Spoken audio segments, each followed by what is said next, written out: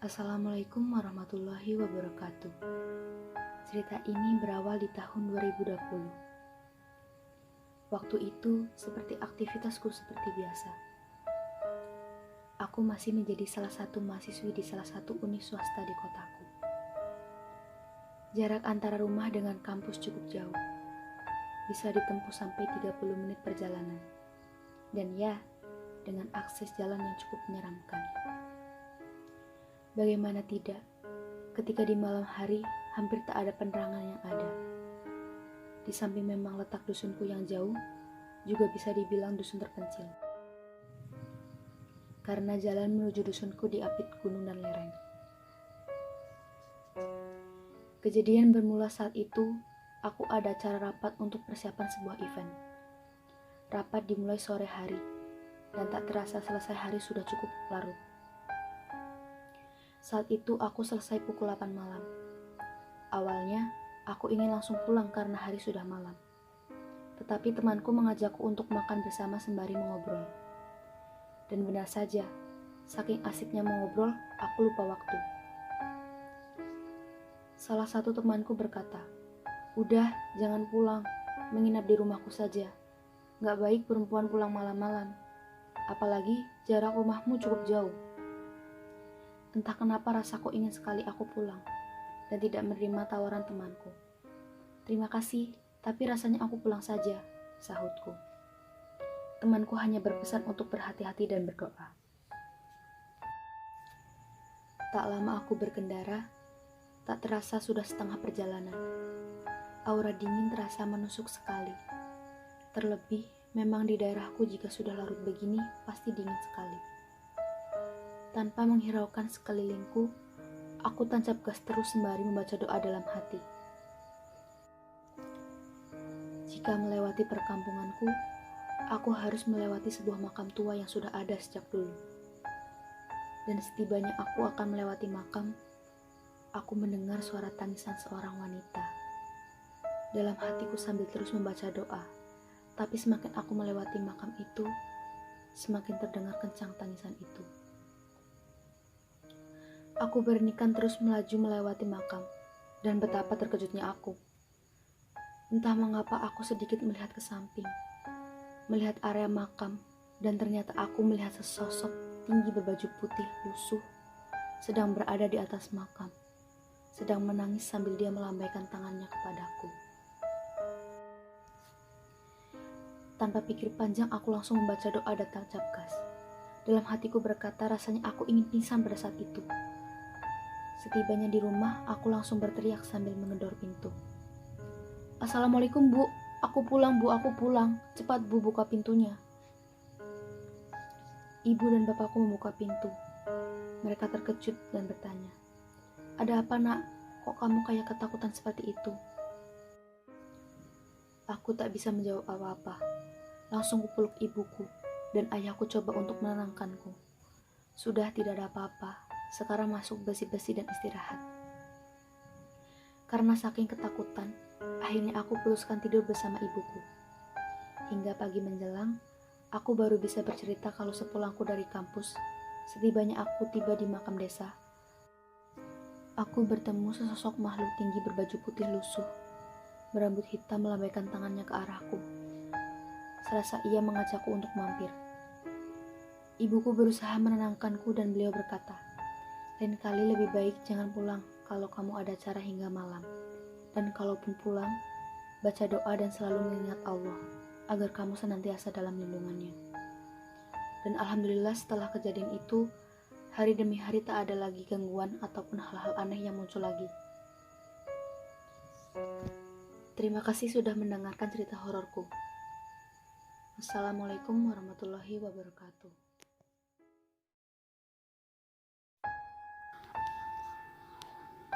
Hai semuanya, kenalin, aku Husen. Kali ini aku mau cerita mengenai cerita horor yang aku alami sendiri. Tepatnya, kejadian ini terjadi di tahun 2019. Aku tinggal di sebuah desa dan bekerja sebagai bisa dibilang karyawan konveksi rumahan. Setiap harinya, aku harus bekerja dari pagi hingga malam. Jarak antar rumahku dengan tempat aku bekerja tentunya cukup jauh. Karena tempatku bekerja terletak cukup jauh dari desaku, sekitar 15 menit perjalanan. Seperti jalan desa pada umumnya, jika sudah malam, jarang sekali kendaraan yang lewat. Terlebih lagi, akses jalan yang biasa aku lewati dikelilingi bukit-bukit batu yang sangat besar dengan sungai di bawahnya. Banyak sekali cerita-cerita seram yang sering kali ku dengar dari masyarakat. Namun, aku tak pernah menghiraukannya, karena aku sendiri beranggapan bahwa aku sudah sering melewatinya. Dan alhamdulillah, tak pernah terjadi hal apapun. Hingga suatu malam tiba, aku yang kala itu bekerja lembur hingga larut malam bersama karyawan lain. Beruntung aku punya salah seorang teman, Ruri namanya. Dia akan pulang bersama karena rumahnya tak jauh dari rumahku. Dan ya, aku putuskan untuk pulang bersama berboncengan. Dalam perjalanan pulang, kami pun sembari mengobrol. Di sepanjang perjalanan pulang, Ruri yang sedang ku bonceng tiba-tiba bertanya, "Mas Husen?" Tanya si Ruri. "Anak apa, Rur?" Jawabku yang kala itu sedang mengendarai sepeda motor. "Mas Husen ngerasa merinding gak sih?" Tanya Ruri. "Hus, jangan gitu, aku jadi takut, Rur," jawabku. Malam semakin larut, suasana terasa mencekam. Hawa dingin mulai terasa menusuk tulang. Dan di tengah-tengah perjalanan, tiba-tiba Ruri diam tak bersuara. Rur, kok diam?" Tanyaku. Ternyata Ruri sedang menutupi matanya sembari komat kamit membaca doa. "Ada apa, Rur?" Tanyaku lagi, namun dia tetap diam. Setelah beberapa lama dia baru cerita, kalau dia tadi melihat sesosok wanita di pinggir jalan, melihat ke arah kami berdua sembari tersenyum. Wajahnya pucat, dia berada di atas batu di samping jalan. Mendengar ceritanya, aku pun tancap gas motorku lebih cepat, berharap segera sampai di rumah. Namun nasib kurang baik menimpa kami. Tiba-tiba lampu motor kami mati, dan kami pun terkejut bukan main, karena sudah tengah malam. Aku melambatkan laju sepeda motorku, karena jarak pandang yang terbatas.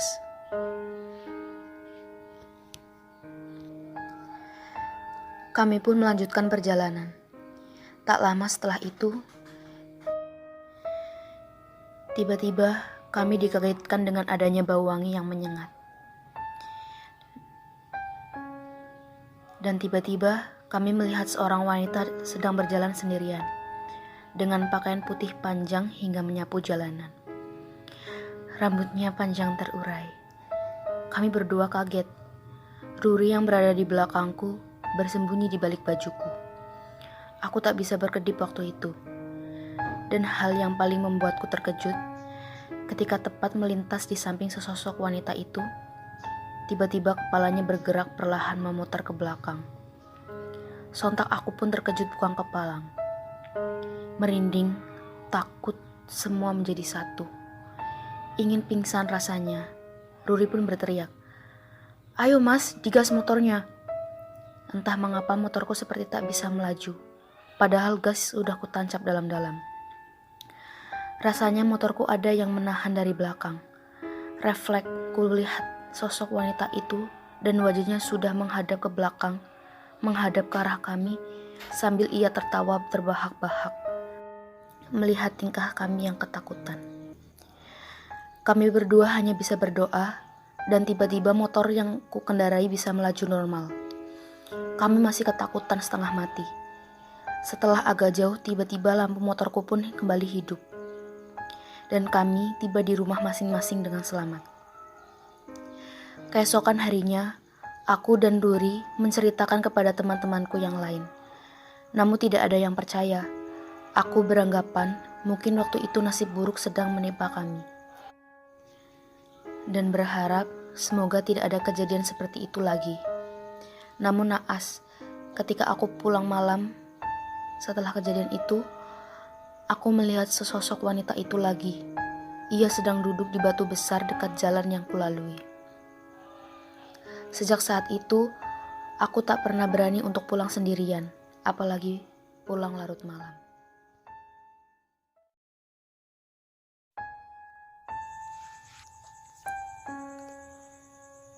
Ini cerita seramku, pengalaman mistis yang kakakku alami bersama ayahku. Kejadian ini terjadi di tahun 90-an. Kala itu, usia kakakku 12 tahun.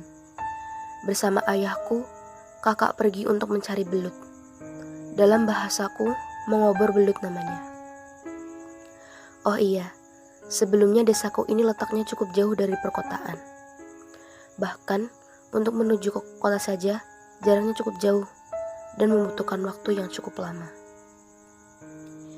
Di desaku ini, mayoritas masyarakatnya adalah seorang petani.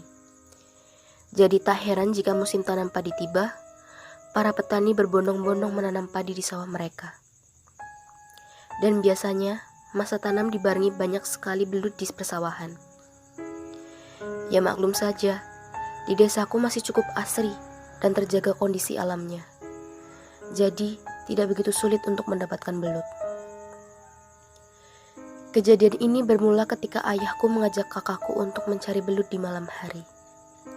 Karena belut termasuk hewan nokturnal atau hewan yang aktif pada malam hari, jadi jika di malam hari tidak begitu sulit untuk mencarinya.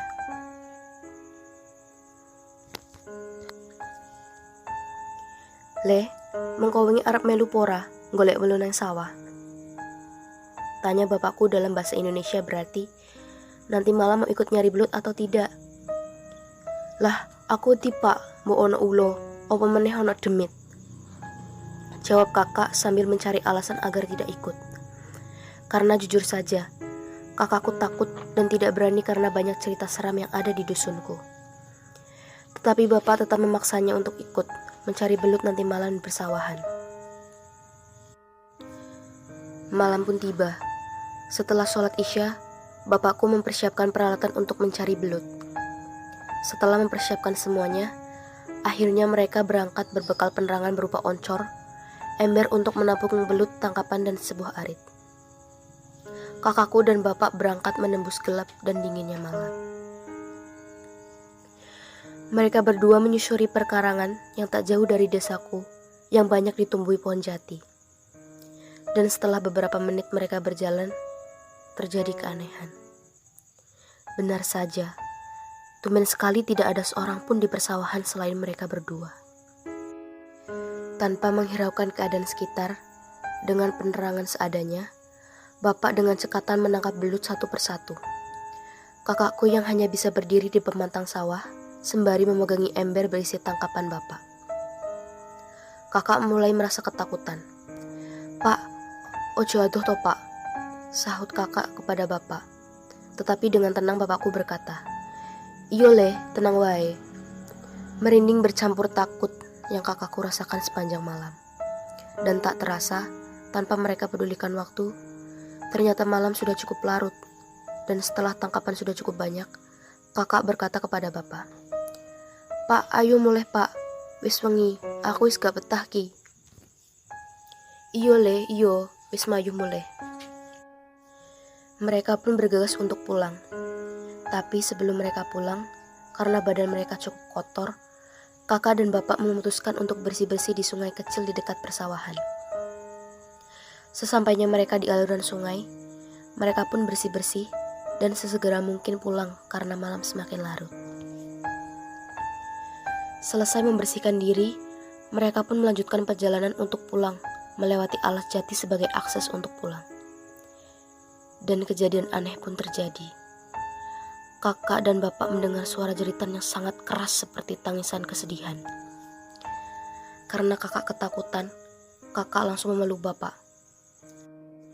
"Suara opo iku pak?" tanya kakak. "Wes ndonga wae." Bapak hanya berkata demikian. Kakakku tak hentinya berdoa dalam hati, dan bapakku entah mengapa tiba-tiba berkata, "Le, mengko nek kowe wedi, ojo buka moto. Menengo, ndonga, ojo ndelok memburi yo le." Dalam bahasa Indonesia artinya, Nanti kalau kamu takut, jangan bukan mata. Lebih baik diam dan berdoa. Jangan menengok ke belakang. Kakak hanya bisa terdiam, memejamkan mata, dan bapakku menggendongnya. Dalam gendongannya, ia mendengar seperti banyak orang yang berjalan diiringi suara tangisan yang menjerit-jerit seperti halnya orang yang berduka cita. Bapakku terus berjalan dan menggendongnya. Tiba-tiba suara-suara itu semakin mendekat. Dia semakin ketakutan tak karuan. Dia menutup mata, berharap mereka segera sampai di rumah. Tiba-tiba bapak berhenti dan membaca doa yang tidak begitu keras, tapi kakakku betul-betul mendengarnya. Suara-suara itu semakin dekat, dan benar saja, dia yang saat itu dalam keadaan ketakutan ingin menangis, tetapi bapak berkata jangan menangis. Kala itu suasana sepi berubah seperti sangat ramai. Banyak sekali gemuruh orang berjalan dengan suara tangisan. Karena penasaran, ia putuskan untuk sedikit melihat. Dan betapa terkejutnya. Ia melihat rombongan orang memakai serba putih seperti sedang membawa keranda orang mati. Kakakku semakin erat memeluk gendongan bapak. Dan tak lama suara-suara itu pun lenyap dan bapak melanjutkan perjalanan. Tak lama mereka pun sampai dan mereka kaget ketika sampai di rumah. Ibu dan aku sudah menunggu dengan perasaan penuh khawatir. Tiba-tiba ibu memeluk mereka. "Ono apa, Bu?" Bapakku bertanya. "Ya Allah, Pak, golek welu sing golek, tapi kok yo ora ngerti wayah, Pak. Mosok nembek mulih." Bapak pun berkata, "Loh, aku mau sedelo, Bu." "Sedelo piye? Lah iki wis esuk, Pak." Kakak dan bapak kaget bukan main. Betapa tidak, ternyata mereka mencari belut lebih dari 1 malam. Setelah menenangkan diri dan pagi pun tiba, bapak menceritakan semua kejadian yang mereka alami. Dan ibuku pun terkejut bukan main.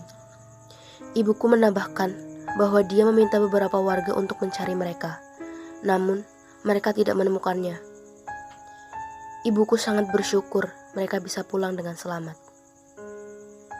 Tapi sampai saat ini, mereka masih belum tahu dan mengerti kemana mereka malam itu. Terima kasih, semoga ada hikmah yang bisa kalian ambil dari ceritaku ini.